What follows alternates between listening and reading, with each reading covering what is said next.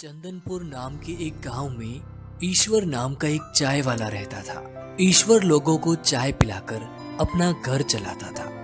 इतनी महंगाई होते हुए भी ईश्वर की चाय सस्ती बिकती और कभी तो उधार वाले ग्राहक बिना पैसे दिए ही चाय पी जाते थे, तो कभी कोई मजबूर भूखा प्यासा इंसान आ जाता तो ईश्वर उन्हें भी चाय पिला देता। ईश्वर की चाय की दुकान ऐसी जगह पर थी जहाँ कुछ लोग चाय पीने के बहाने इकट्ठे होते थे और अपने दुख दर्द की बातें आपस में किया करते थे, जो बातें ईश्वर चाय वाला भी सुनता था। क्या बात है नंदन, बड़ा परेशान लग रहा है? हाँ, माँ थोड़ी बीमार है और उनके इलाज के लिए मेरे पास पैसे भी नहीं है। क्या बताऊं, अब मेरा भी मुश्किल से घर चल रहा है। जरा चाय वाले भाई से पूछकर देखो, शायद कुछ मदद मिल जाए। अब नंदन ईश्वर चाय वाले से कहता है, ईश्वर भाई साहब, क्या तुम्हारे पास 1000 रुपए होंगे? मैं 3-4 दिन में वापस कर दूंगा। मेरी माँ का इलाज करवाना है, तो प्लीज मना मत करना। अब ईश्वर इतना पैसे वाला कहाँ था जो लोगों को उधार देता फिरे। फिर भी उसने कुछ रुपए बचा कर रखे थे। ठीक है, ये लो। और ईश्वर चाय वाला उसे पैसे दे देता है और अगले 3-4 दिनों में ही नंदन ने 1000 रुपए चाय वाले को वापस लौटा दिए।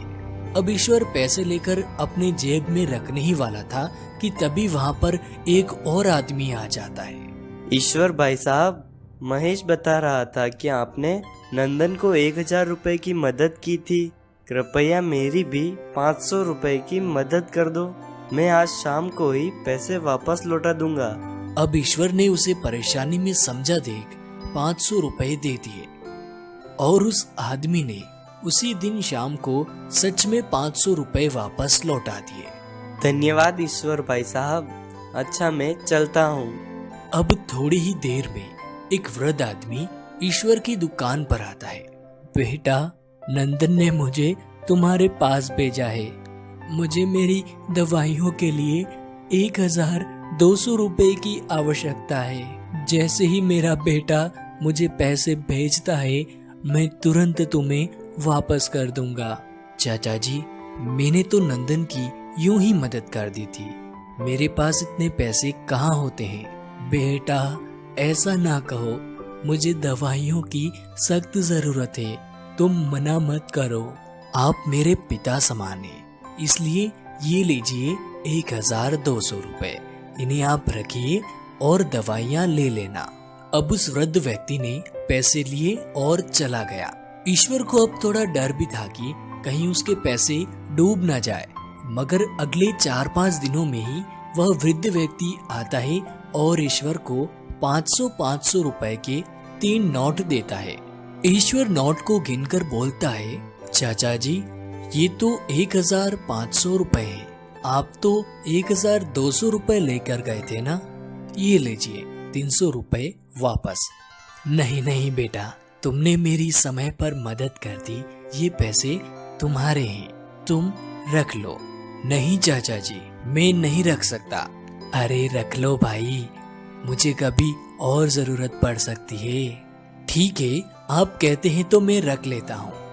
अब धीरे धीरे लोगों को पता चलता गया कि ईश्वर चाय वाला पैसे देकर लोगों की मदद करता है, तो जिनको पैसों की जरूरत होती वो ईश्वर से पैसे उधार मांगने चले आते। चाय वाला भी अब उन पर विश्वास कर उन्हें पैसे दे देता और जो लोग जितने पैसे लेकर जाते उससे थोड़ा ज्यादा ही पैसे ईश्वर को वापस लौटाते। ईश्वर भी उन्हें तोहफा समझकर वो पैसे रख लेता। धीरे धीरे वो एक्स्ट्रा पैसे ब्याज में बदलने लगे। लोग ईश्वर से उधार लिए पैसों पर ब्याज देने लगे और इस तरह समय की गाड़ी चलती रही और ईश्वर पर स्वयं ईश्वर की कृपा होने लगी। उसकी चाय की दुकान एक बड़ी दुकान में बदल गई और चाय का धंधा तो एक तरफ चलता रहा, साथ ही पैसों की लेन देन का धंधा जोरों पर चल रहा था। लोग चाय पीने कम, पैसे ब्याज पर लेने ज्यादा आने लगे। धीरे धीरे ईश्वर ने अपने गांव में ही नहीं बल्कि दूर दूर तक अच्छी खासी इज्जत बना ली और अपना नाम कर लिया।